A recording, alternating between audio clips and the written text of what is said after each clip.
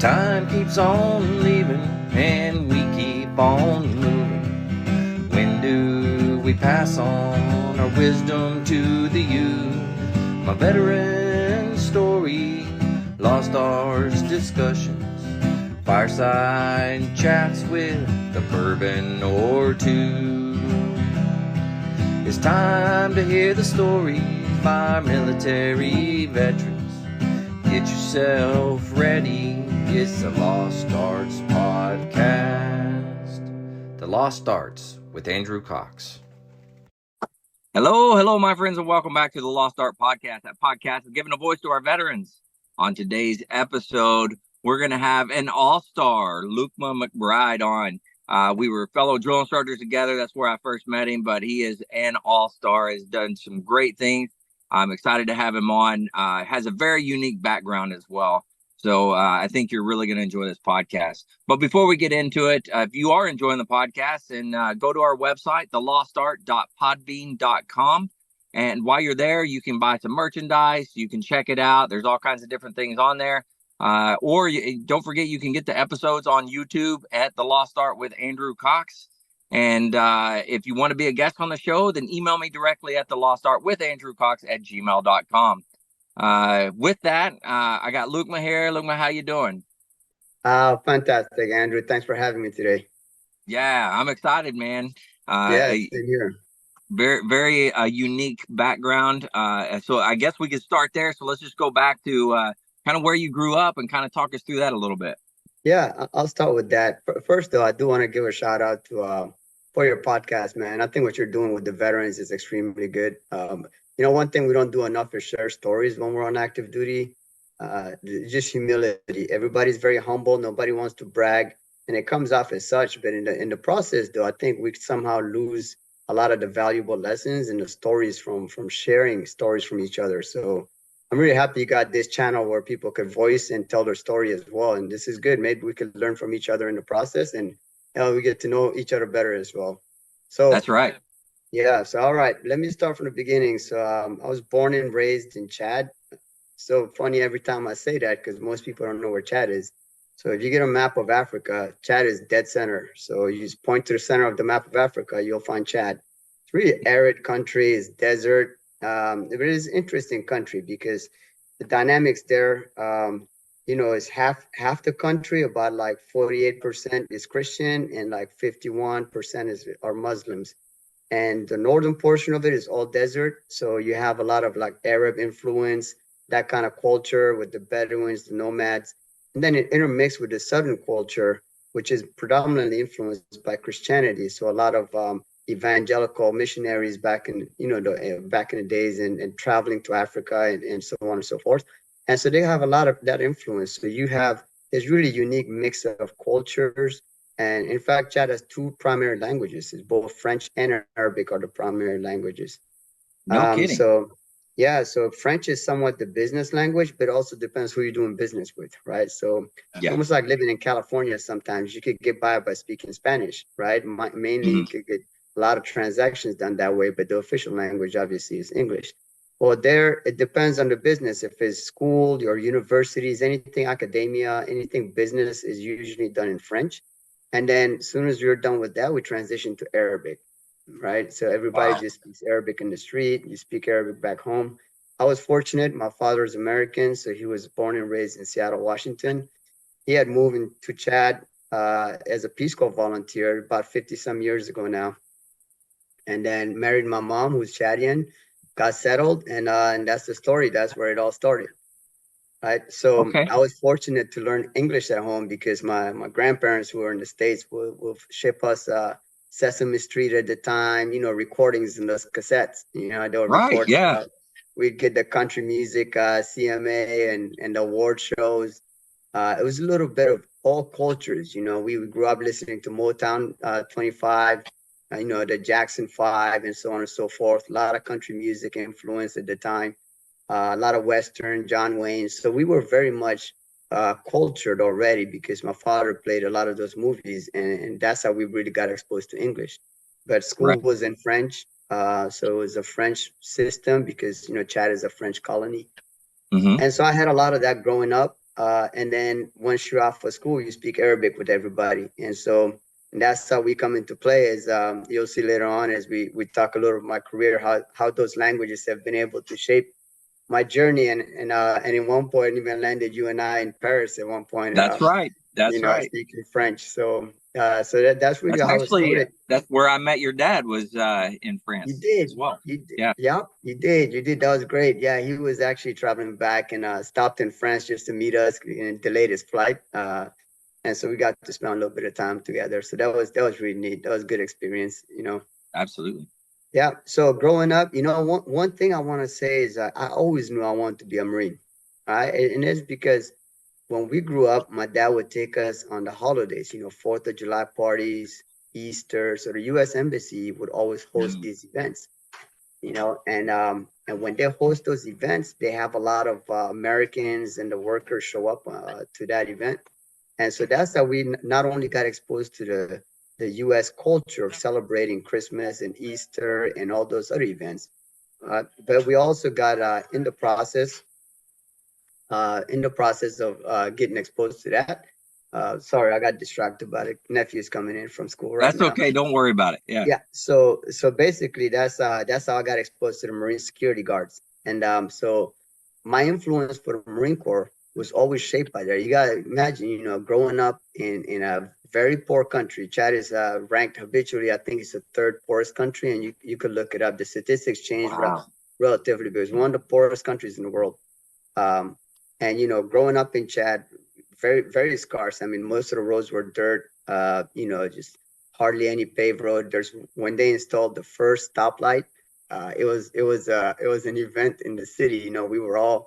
I mean, people would go just to look at the lights change. It's such a foreign concept there at the time. And so, but in any case, you can imagine going from that environment right into the American embassy, and then you're celebrating a 4th of July party, and just like mule rides and horse rides, pony rides, and so on. And I mean, they go all out. So that was our taste of America growing up in Africa at the time. And I really cherish those memories, because I don't think, because of security and terrorism these days, we don't do these kind of large events. They're not as prevalent as before. But growing up in the 80s, this was very common, and there were big party, big barbecues, and it was really very much.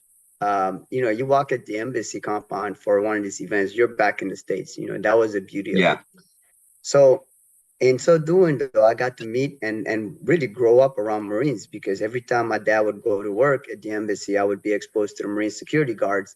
And as I grew up in my teens, I got to know them. So I befriended a lot of them, because getting into 17, 18-year-old, or 16, 17. So we played a lot of basketball together. They would host that. So that's where I got a lot of the influence. And, Marines don't have to do much to influence you. You don't have to talk a lot. You just have to be around them, right? Very true. And Yeah. in being around them, I already saw the way they carried themselves. Those are the days of the horseshoe haircuts. I had The one. high It's all tight. good. Yeah.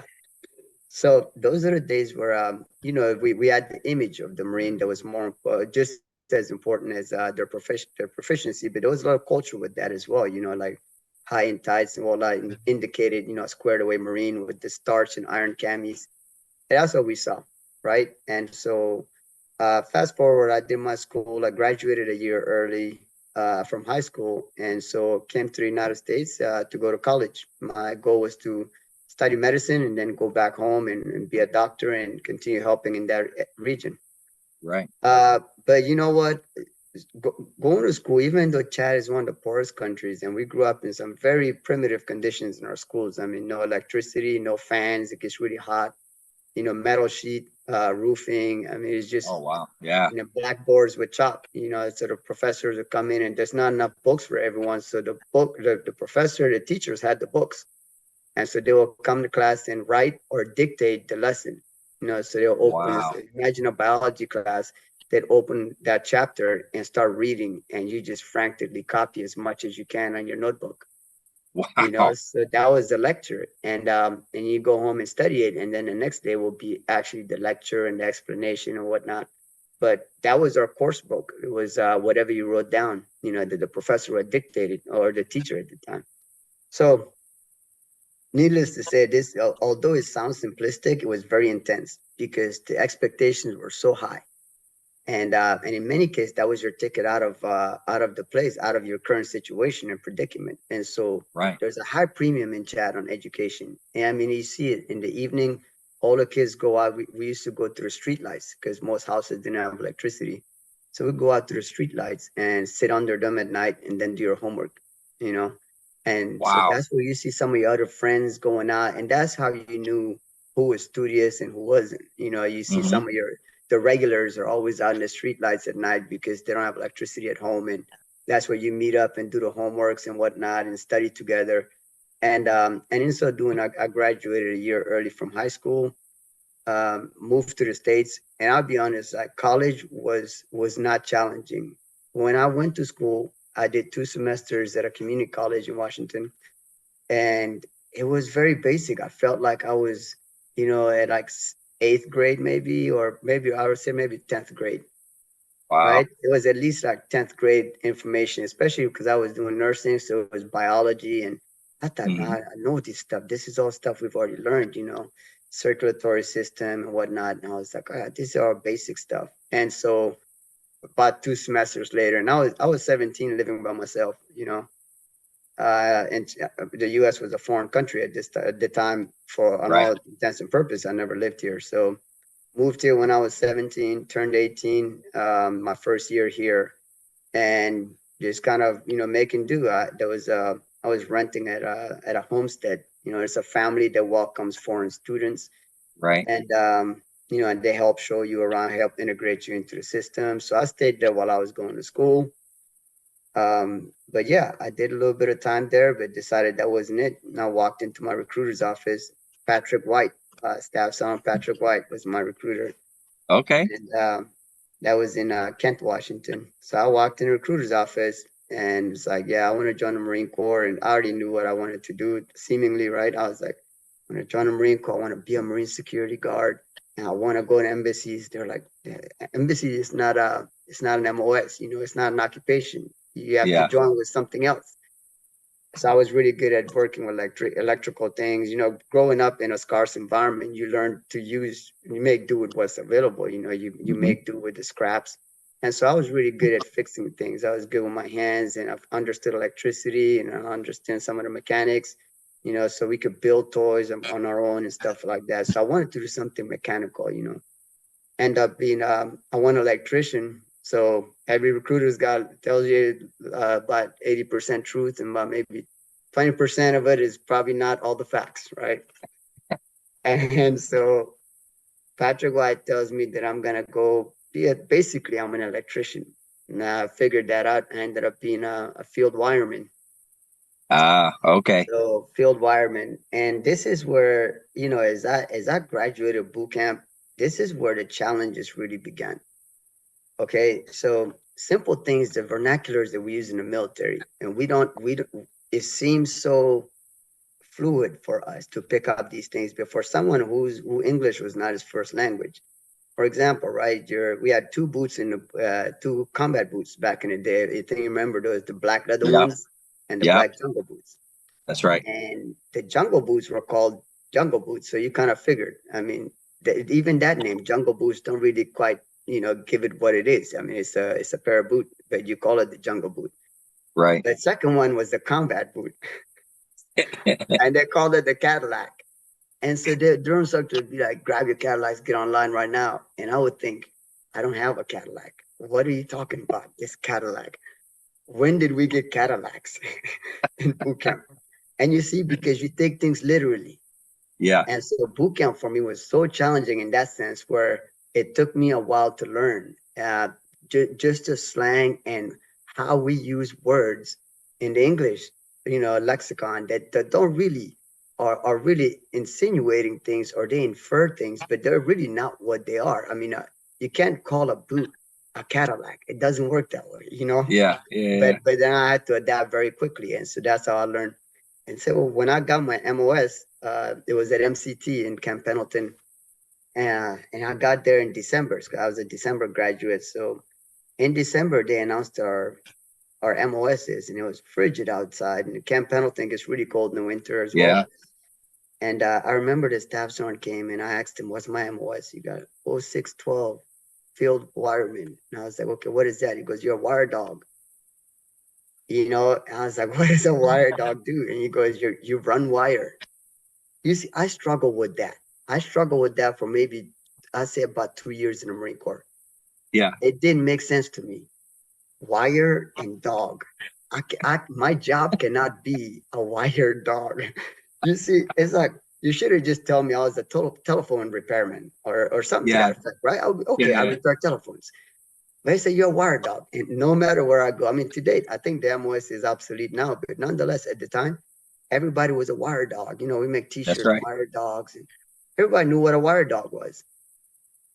But you're taking two words that make no sense, have no association with being either electrical mechanic work or telephonic. Yeah. So I was just like, so that was my first one. You're a wire dog and you run wire. And running wire, how do you run wire? It's just like, so it just goes to show, right? Like when you grow up overseas and you come from a different language or different culture, some things that are so simple now, right? I've been here more than 20 years now, so these are all common. I laugh about it, but at the time, these are the small nuanced challenges, right? In the Marine Corps. Now, physical fitness was not a concern for me because we played a lot of soccer growing up, so I already had stamina and Yeah. endurance. Did a lot of, I did martial arts, did kung fu growing up, and so the physical aspect of the Marine Corps was actually something we rejoiced in. We enjoyed that. We enjoyed the field Mhm. training, but it was the language that was really an obstacle for me. But in any case, so I was a class leader because when I got to MCT, I was meritoriously promoted to Lance Corporal. So I rose Okay. up that learning curve in boot camp. I ended up being a squad leader towards the end, and I think aggression had a big role to play in that. And Yeah. I can so, see it. Yeah. yeah, so I got meritoriously promoted PFC there, private first class, and then I moved. By the time, from transition from boot camp to MCT is, I think it's only about 10 days. You get a 10-day leave or something like that, 7 to 10 day break. And so when I reported to MCT, we did a hike. We did this, one of the field exercises actually, and we came out the field and we hiked out to the barracks and staged all of our gear. It was like one evening, right about like 1500-ish, right behind that chow hall at SOI. And I think some people who have worked in Pendleton may recognize that area. And there Hmm. was some barracks and we staged. And one of the instructors came to me and said, "Hey, McBride, um, there's a meritorious board going on and we want to put you on there. Do you know what it is?" And again, like no idea, no concept, of a meritorious board. What Right. does it entail? So they ushered me there. I was dirty from the field, cami paint half on, half off. You saw it worn off. And I had just warmed up my MRE. And so I knew the minute I stepped away from my pack, somebody was going to eat my chow. And so I was already frustrated, right? leaving Yeah. the leaving the formation. So I left my pack. I have no idea what they just put me in. I said, do you want to go on a board? Obviously, the answer is yes. When you're a private first class, you don't never say no. And Right. I get up there, and I tell you, Andrew, I got up there, and the Marines who were on the board, right? And Marines recognize this, right? The Marines who go on meritorious boards. And at the time, we had the tricolored camis. Hmm. They were starched. Those Marines had fresh haircuts. I mean, they looked the part. They were those Right. Marines I saw on Marine security guard duty. I Hmm. said that them, those guys, and they were lined up there. All these, you know, pipe hitting PFCs over at SOI, permanent personnel, and I'm just Yeah. student. I'm not permanent personnel. So, and my camis are dirty. We're coming out the field, so I already figured, you know what, this is I can't win this thing. I don't even know what I'm doing. But when all else fails, resort to just be aggressive, have good bearing, speak loud, and you'll get away with it. You'll make do. Yeah. You'll get by with that. And so we walked in, and they asked me a lot of questions. I figured it out and answered a bunch of questions. And my marching was really good because I was a squad leader, so I knew my facing movements were really good.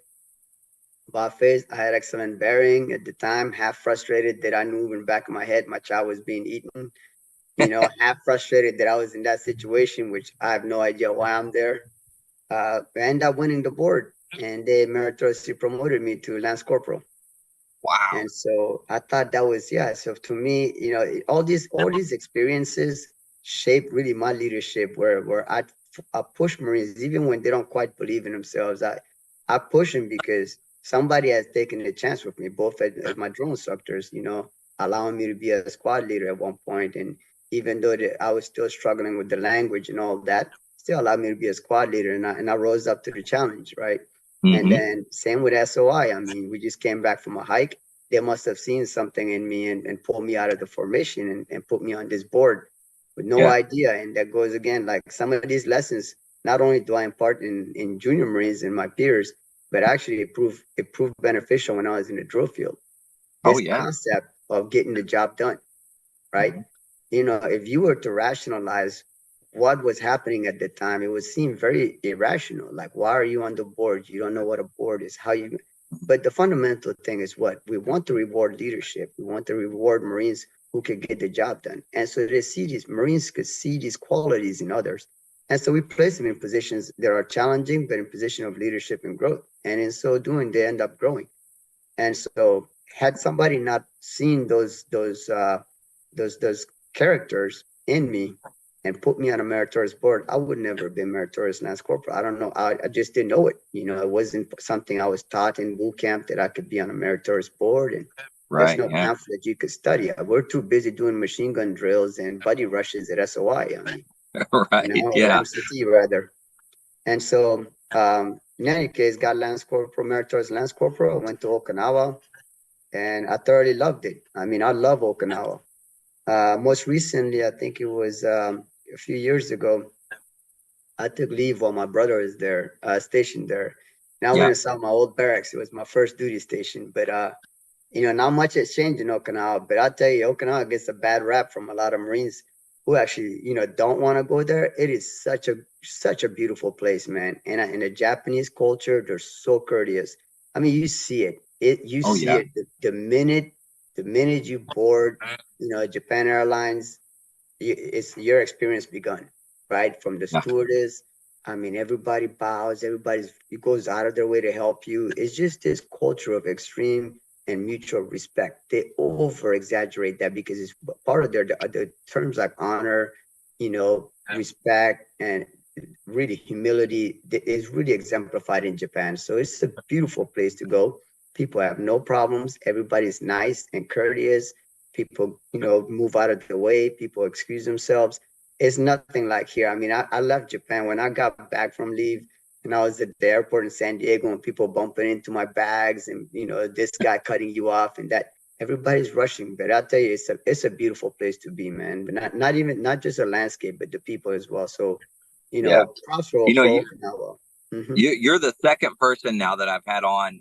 Jamil Dudley, he was Yeah, on, and he said the exact same thing when yeah, he went over, and when he came back, he almost got into like a fight with somebody because they were being rude and everything, yeah, and it made him mad. yeah, And but yeah, the exact same thing. And when I was over there too, I got to go and same type of deal. Like they really are courteous. They just yeah, genuinely much more friendlier than yeah, most Americans are. yeah. No, I love it there. So that was a good experience. So I did some time there. And this was, again, I didn't mention dates, but boot camp was September 2000 is when I went to boot camp. And so 2001, I was in Okinawa. Um, and so we had the terrorist attack. I was on duty, actually. I was a Lance Corporal at the time, and I was on duty, the A duty. And we had a Marine who had checked in. And for Okinawa, you have a period where you have to acclimate there. And so when the Yeah. Marines that new joint got there as a duty or A duty NCO, you have to go check up on them, right? They have to wear the white T-shirts at the time. And Mm-hmm. you go to the room and check up on them every 4 hours or so. Hey, how are you doing? How's the weather and the Yeah. adjustment, the altitude and all. And so I wanted to check up on him. And he had a TV in the room from his roommate. And he told me an airplane had flown into the Twin Towers. It was on the news. And I thought at the time that it was a Cessna. I thought it was an accidental thing. And when the second airplane struck, we were still confused. We thought it was reruns of the first, attack. But yeah, that day on duty changed significantly, because by the end of the night, I mean, it seemed everybody was still, catching the news. But by nighttime, though, the Sergeant Major had came over and we were on alert. So we went and got our flak and Kevlars, but we had no weapons, and that really kickstarted, about 3 years of, at least in my case, of just kind of this hurry up and wait. Yeah, because we knew it was building up, and what's next. So our immediate concern was force protection. So, nobody knew if Okinawa was under attack. And I mean, so we resorted to just hyper security. So gate security, we were very skeleton crew at work. Most Marines were fapped up to go do gate security or some other function on base, other than the MOS, but it was all security related. Restriction was imposed and all of that. So a lot of things have changed. We started becoming more vigilant starting then. And so, yeah, March, I think February or March 2003. Yeah, March 2003 is when I reported to Charlie Battery, actually 1-1. So I had orders to 111. And when I checked in to 111, right, actually, correction, I had orders to 1-1. They sent me to 111. So 1-1 was in Las Flores at the time. And so I checked in, and we were all a provisional rifle company. I told us, when I was asking for those orders, I told the Sergeant Major that it was on the Marine times, everybody was deploying for combat. So I wanted to deploy for the invasion. And so they got me orders to 1-1. When I reported there, it didn't matter what your MOS was. I had everybody there. I supplied Marines. I was comm Marine. And everybody coming off MCT was just, we had to get a set number to form a platoon. I think at the time it was 28 was the cutoff, or per squad bay. And once you formed, then they assigned the leadership to it. And then you were one section, like you were one full body of shipping body, so to speak. But meanwhile, until we got the numbers, we just hung out at Las Flores. This is ancient Marine Corps, because there was one payphone. You remember those old payphones when you had to go get a phone card? You use, That's right. To scratch the phone card. You got your 20-minute, and then because of the war, AT&T started providing those free phone cards. And so everybody would get a $5 or a $10 phone card. You get a good 10 minutes, 15 minutes with the family. That's if your phone card works and it's not corrupt. Sometimes it's very true. It tells you like this one's expired.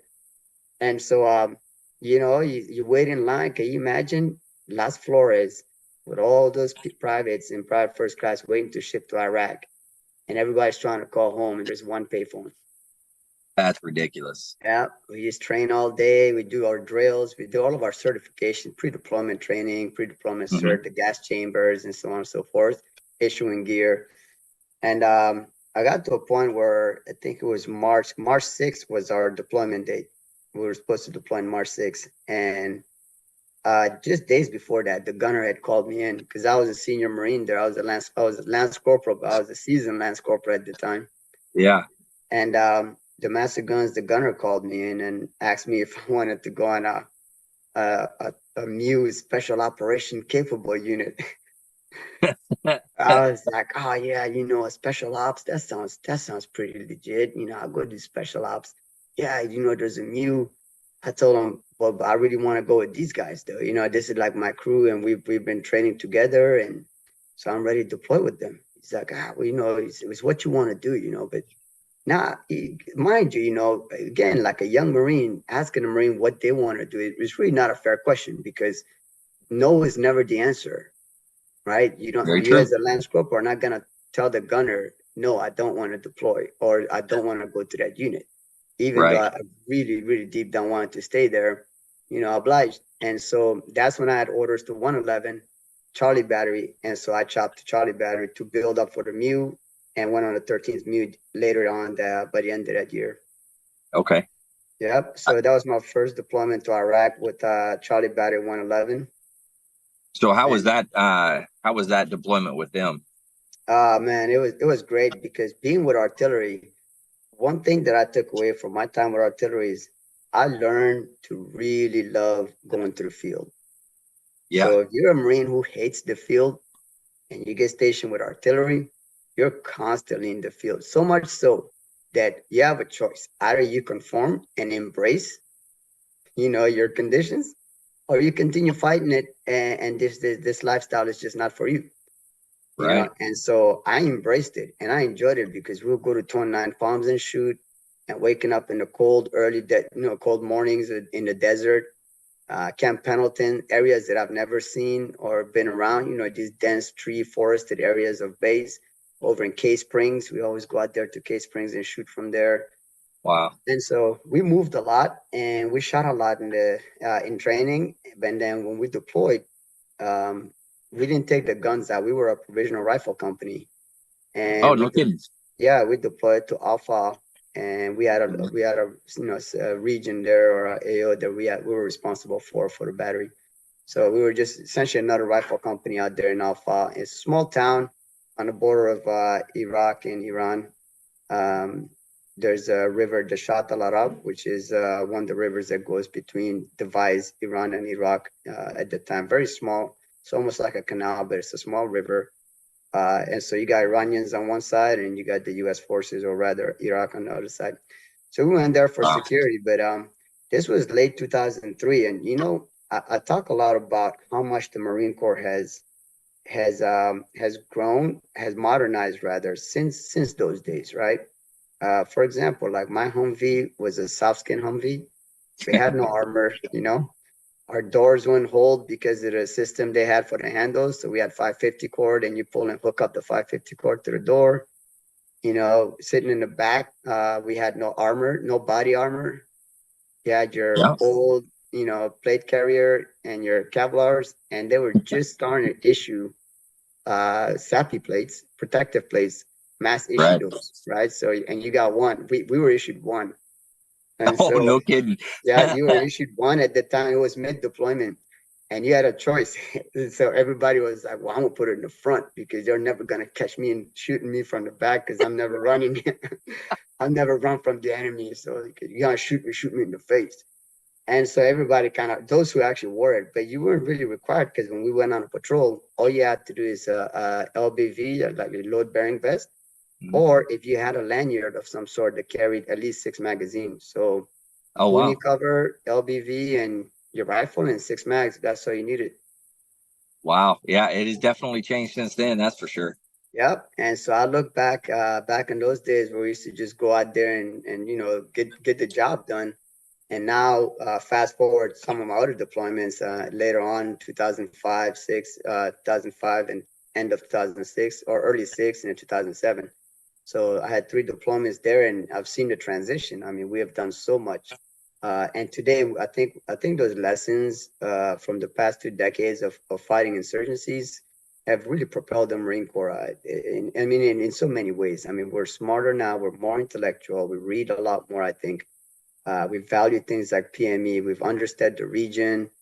And then we've developed so much in terms of technology as well. I mean, you look at Yeah. from the early days of having the plugger as your GPS. You remember the Yeah. big clunky metal there?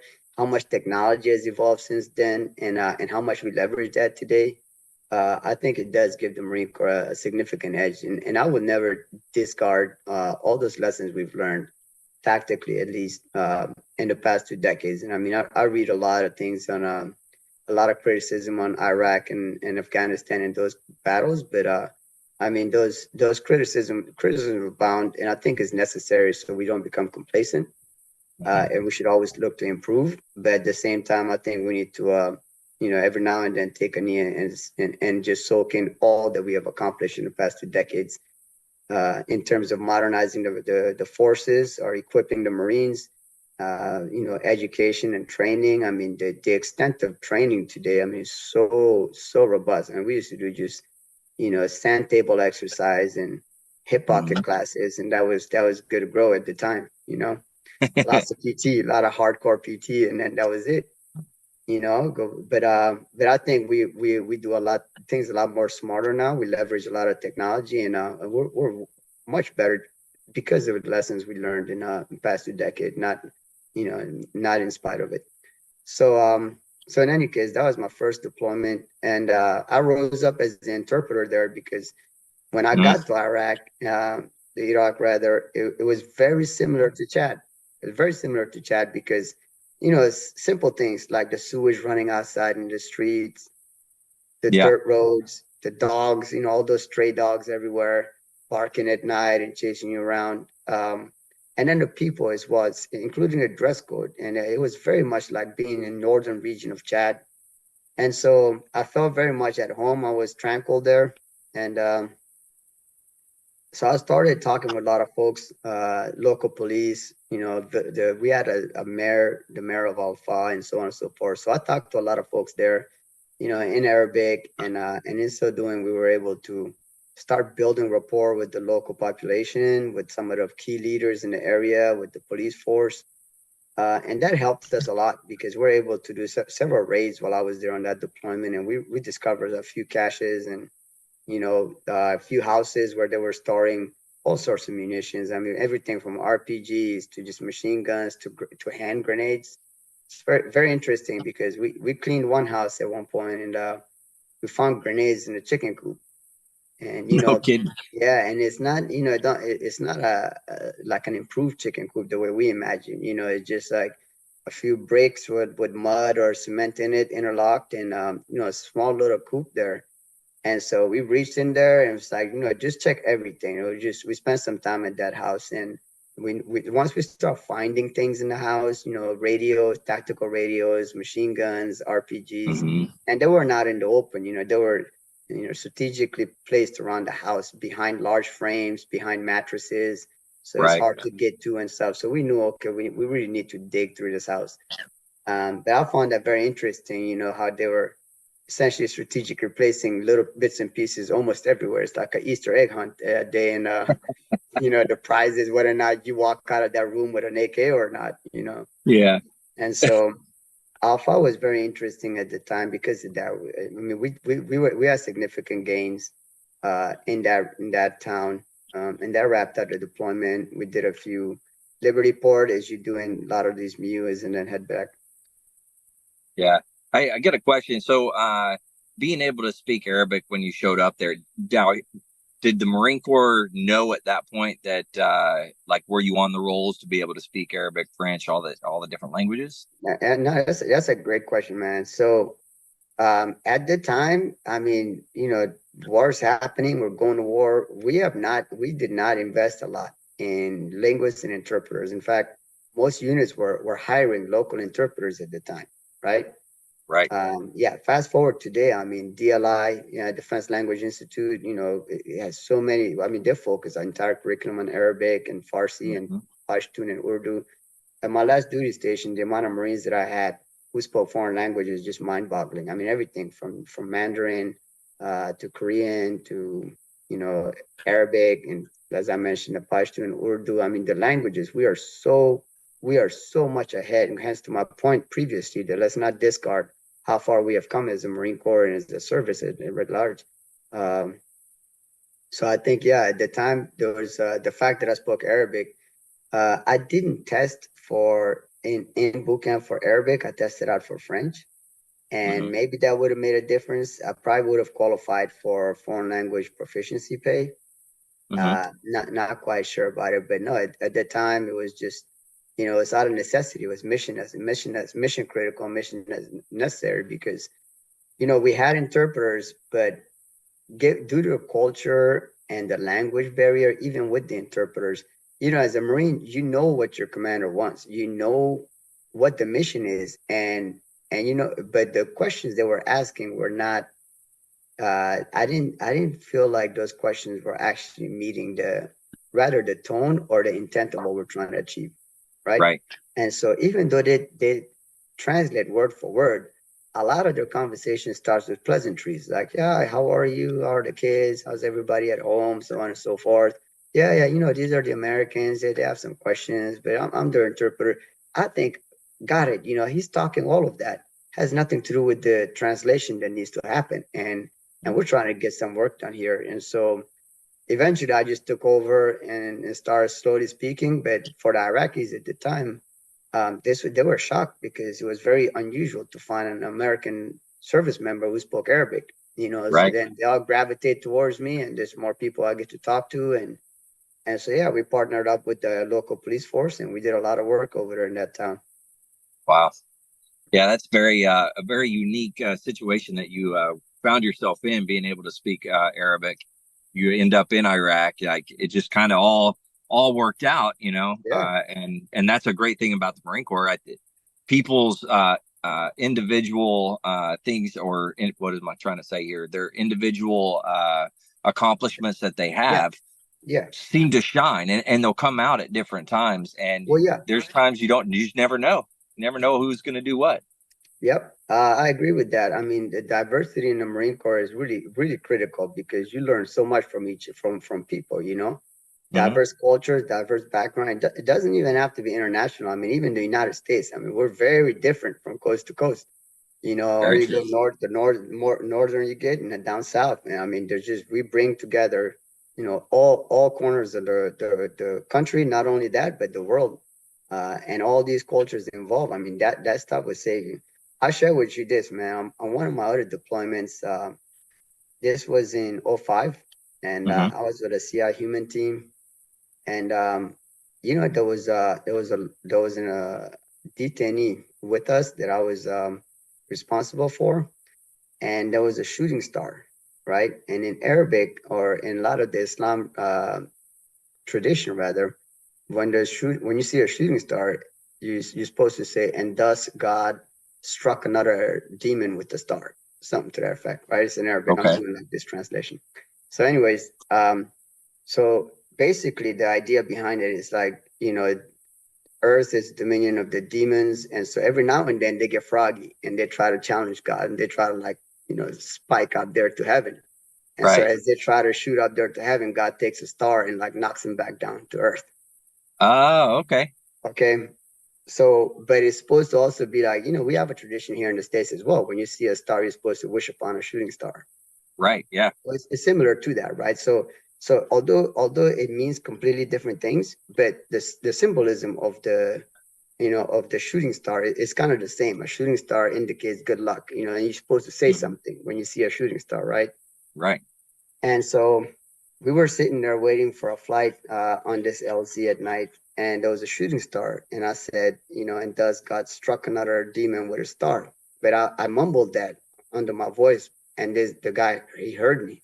And I'll tell you what, the report that we broke barriers that day with this guy. I mean, I'm talking like that connection there, where you understand the culture, but not only just understanding the do's and don'ts, but the nuance, the intricate, finite details of a culture.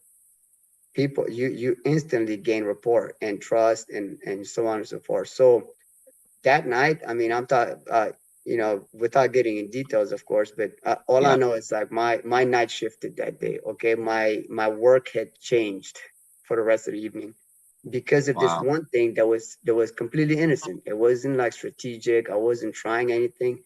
I just saw the shooting star, and that's what we grew up saying when I was a kid in Chad. And so it Hmm. comes back around. So again, to your point on diversity and culture and bringing it all together, we really need that in the Marine Corps, and in all of our services, because you never Yeah. know. You never know Very who true. holds the key, who holds the key to the next, next discovery, or next mission, or something to that effect. So these nuanced cultures come into play more frequent, actually, than we actually recognize. Oh yeah, absolutely. I don't disagree with that at all. Yeah, And it kind of goes back to, you were talking about boot camp, and the Marine Corps having its own culture, yeah, right? And then you're coming in from somewhere else, and it's a completely new thing. So it's very interesting how it all is coming full circle. You know what I'm yeah, saying? yeah. Yeah. So fast forward from that, my three deployments. Key highlight for that, though, I know we served together, you and I, and my brother as well, Bakit. Hmm. And so Bakit not deployed together, so he was up for reenlistment. And I told him, hey, he was in the East Coast in Camp Lejeune. So you should ask. You give one choice when you reenlist. They give you one wish. They grant you one wish. So ask to get orders to 7 TSB, um, on Camp Pendleton, because you'll be across the street from me. And I was with CLR 17 at the time. Okay. Combat Logistics Regiment 17. So he went to the Combat Logistics, the Combat Engineer Battalion across the street from us. And he got orders to that after his first reenlistment. And soon, no later than he checked in, shortly after, they assigned him to the 13th MEU for a deployment. So he went with the engineers platoon on CLB 13, the Logistics Battalion 13. This was 2006, and I think we deployed either end of that year or 2006. We deployed 6 into 2007. And so, and I had my previous platoon commander. We had just returned from my second deployment to Iraq with CLR 17.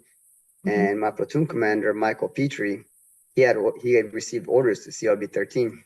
And he called me one day. It's like, hey, I really need a platoon sergeant here. I really like it if you would come and be my platoon sergeant. And mind you, we had just returned from our deployment, Right. And so, but I knew my brother had orders there. So I said, yeah, sure thing, sign me up. And so they got me orders, not PCS, to CLB 13. And I was in the same battalion with my brother. And I'll tell you, that is one experience I have in the Marine Corps that I'll never change. What an experience. And it was a 13th MEU as well. So, wow. So we did all the Liberty Force. Him and I taught McMap on the ship. So we used to run our martial arts classes together. I'd be the lead instructor and he's my assistant, or the dummy, as we call it. And I get to toss him around and beat up on him. And, Baki's much bigger than I am. So statue-wise.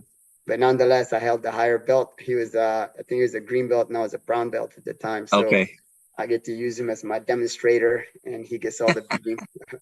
So it was great. We did our deployments there. We did some volunteer work in Australia when we stopped there. Nice. And ultimately, when we got to Iraq at the time, it was the BLT on that MEU was 3-1, BLT 3-1. And so we get to Iraq. I was still a Marine at the time. So we set up the communication architecture for the MEU over in Lake Habbaniyah, it's Lake, what is it called? Hotel California in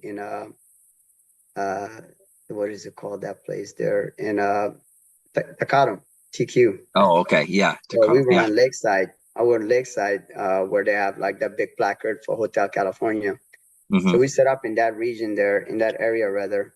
But once we had comms set up, my brother being an engineer, they were already out forward in the desert. They went and built this forward operating base, sort of FOB, or the combat outpost, Cobb Golden. Cobb Golden is what they built. That was north of Fallujah, a little bit in the desert. Okay. And his platoon was responsible for cradle repair. So when all those IEDs go off on the roads, they'll go out there with their cement trucks, their cement machine rather, and mix the cement in place and pour it in there, wait for it to dry, hold security. Hopefully they don't take some pop shots while they're holding security. And then once the cement is dry and cures, then they return. Iraq is super hot. You don't have to wait long for that cement to cure. Yeah. And so that's a true statement. And so because I spoke Arabic, I got requested to go be the battalion commander 3-1's interpreter on his personal security detail. Nice. And that was Lieutenant Colonel Chandler at the time. And and guess where the 3-1 headquarters was? Same combat outpost as my brother out there, Cobb Golden. Oh, no way. I know. And so coincidentally, not only are we in the same battalion, I end up being in the same patrol base, or rather same combat outpost with them. And all it is just, engineers put a sand berm around the perimeter, and, the CBs and the engineers built us these wooden huts in there, and field showers and field chow and all of that. And we just, so I stuck with the PSZ 3-1 at the time and just went on all their operations and patrols. And kudos to Lieutenant Colonel Chandler, which I need to reach out to here soon. And man, he used to go out every day.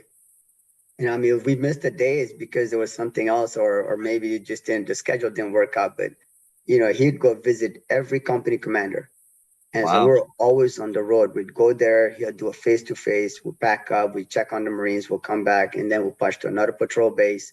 And so he was relentless. He never sat there on that cop, just to essentially oversight. He was very much present, very much in charge. And he really fought that battalion. I really loved it. I admired it a lot. I think that was what a great experience, because I got exposed to to that kind of combat leadership, and at such proximity of the battalion commander, being on that same personal security detail, watching him operate day in and day out. I mean, he had a huge impact on my perception of Marine officers and many infantry battalion commanders in combat. So, really admired that man a lot. So, anyways, we did that, and that was another time I spent with my brother. And once we got back from that deployment was 2008.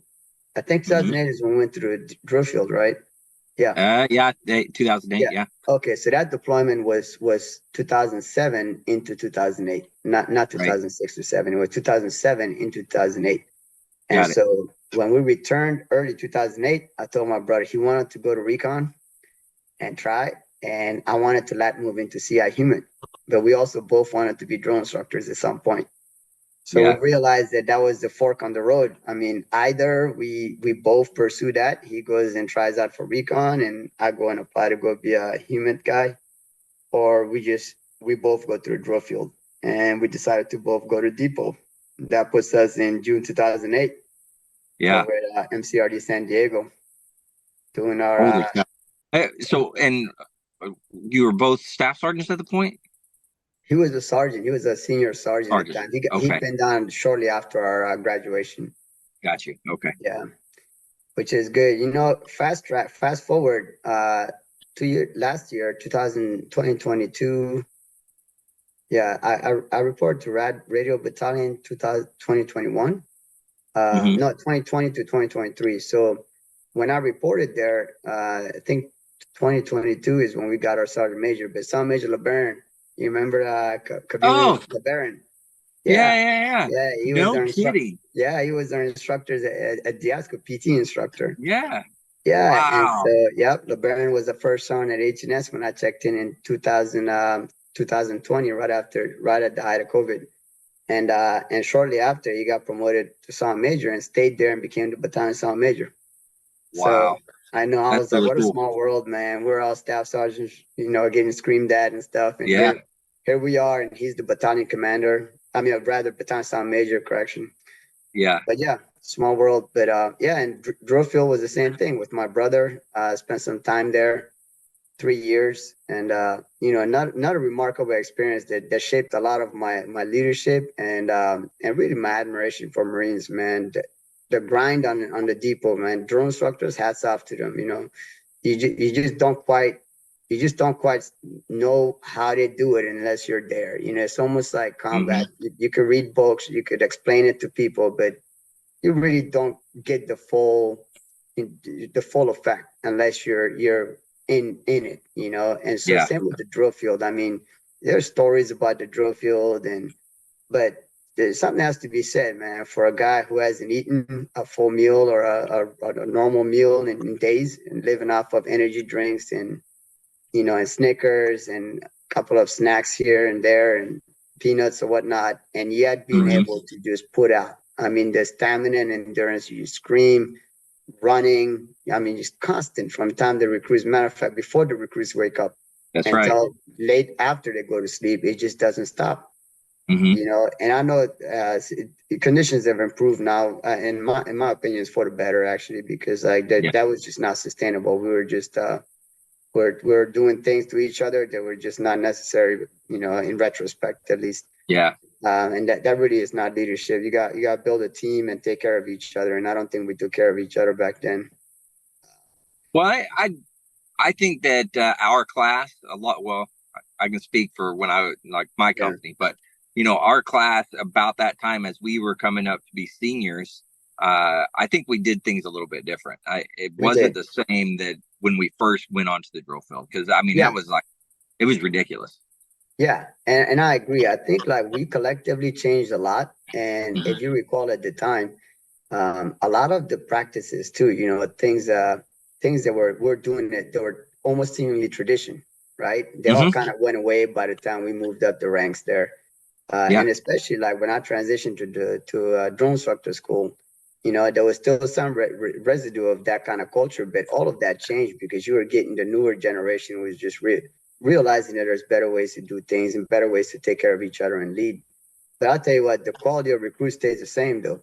The drone instructors may have, been hard on each other, but nonetheless, the recruits got trained, and that was another one extremely rewarding experience. I mean, you spend this time training the recruits in the transition. I mean, from day one, or if you're a senior and you're able to see them when they're getting off of the buses or right there at receiving, and you continue from that to see how they're marching at third phase or maybe second phase on the rifle range, or doing all those. I mean, the transformation is real. I mean, you see the civilians who came there, these young kids from high school and all walks of life, trying to figure things out to this cohesive. I mean, just cohesive. I wouldn't even say unit. It's a fighting force. This Yeah. really disciplined group of young men and women who are just ready to get after it. And when we were drone instructors, I mean, it was at the height of the Afghanistan war, Yep. and there were still deployments to Iraq, but mainly everything shifted to Afghanistan. So these kids were going straight out of boot camp, SOI, and they were deploying by and large Yep. within the first year. And so tremendous impact in a lot of the work we did. I mean, at one point, I remember, at least for a Charlie Company drone instructors, we went and saw one of our recruits who was injured in Afghanistan and was a Balboa. And, the flash to bang on that is so short because, if all the drone instructors are still there, that means you didn't leave that long ago, right? Yeah. You barely left, and here you are. So we all went and paid him a visit, and it was really good. He loved it, and it was a good time for the drone instructors to kind of see, the tangible reality of what they're doing there. You're really entrusted with America's youth, and it's an extreme burden to take the future and start molding them. So Yeah. how you call that, memorable rather, impactful 3 years in a depot there, because the number of recruits, I think on average, when I did the math, a drone instructor with 6 cycles trains about 600 or something. 12 cycles. Yeah. 12 cycles, you do about 600 recruits. Yeah. That sounds about right. Yeah. Yeah, and that's if obviously you don't get sent to the pool or somewhere else, but Yeah. which is rare. But if you count the drone instructor who moved up and became chief and all that, just the impact at large, the number of recruits that you influence and you impact, is quite large. And I mean, as a drone instructor, when you get to touch each, you get to have that kind of direct impact on each one of these kids. I mean, and then you see them in the fleet later on. So, before I forget, man, I want to say this too. Like throughout my experiences, like all of this, I'm very introspective, and so I got to a point where I realized, for active duty Marines, for those who are serving now, and this may strike even more with those who are retired, but those who are serving, it's very important to really humble yourself and appreciate in a very sobering manner what you're doing, your actions, your daily actions in the Marine Corps. Because when those recruits join and they go to boot camp, they're trying to follow the legacy of the Marines who have gone before them. Your legacy, Andrew, now they look at you like, oh, I saw this bearded veteran out there with his hat. He was in the band. Wow. And so the young Marines are looking at us. I mean, they're looking at. So when I look at Marines who are even young, Lance Corporals and above, I mean, private first class, the future recruit wants to be you, regardless what your rank is. Very true. The kid in middle school right now who's aspiring to be a Marine, I mean, you are the legacy, and your actions is what you're leaving behind for everybody else. So for that goes for, if you have that mindset, then you start shaping how your behavior is and your actions are in the Marine Corps. Because imagine a drone instructor and the amount of impact you have, and you're not just having on people. This is America's children's, man. These are people's kids that are sent there, and they volunteered. We're all volunteer force. We're not like foreign countries and a lot of these countries with conscripts where you're forced to serve, a minimum of 2 years. And no, this is an all volunteer force.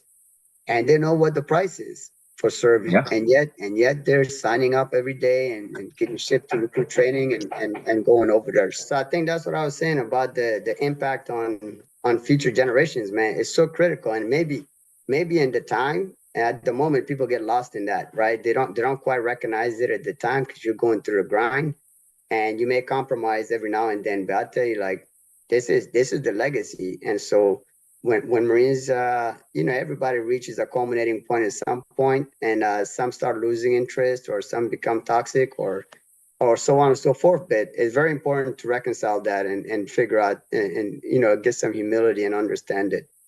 Whether we like what we're doing or not, or whether this is a tough duty station, like this is the legacy you're leaving behind. You are shaping.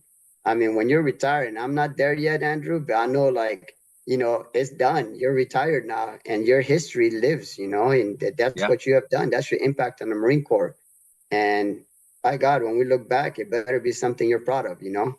Yeah. Like for Yeah. everybody, when you get out, it better be something you're proud of, and you have no regrets, because in the moment, sometimes we lose sight of that. And unfortunately, whatever we leave behind, that's the legacy for future Marines. So, somebody in high school is graduating today, man. They're trying to go join the band, or they're trying to go be a choir dog or something to that effect. And it's very important to leave that kind of legacy. Yeah, absolutely, man. I love the outlook that you have. One, on the Marine Corps, two, Yeah, just personal outlook, and I think it's fantastic, man. yeah. But this is probably a good place. It's getting about that hour mark, so we'll wrap this one up, and then we'll Yeah. come back and do the second one. All right. So, all right. So, all the listeners out there, thanks for tuning in. Hopefully, you're getting some good stuff from this. But to all the veterans out there, if you're struggling and need some help, please reach out for some help. You can always dial 988, press option 1. You can also text 939-288, or you can go to veteranscrisisline.net and click on that chat icon. Any of those options are going to put you in contact with somebody that can help you. One veteran life lost is one too many. I care about you. I know Lukhma cares about you. All the veteran community cares about you. So please reach out for help. With that, Lukhma, thanks again. I appreciate it. To all the listeners out there, stay motivated, change your stock.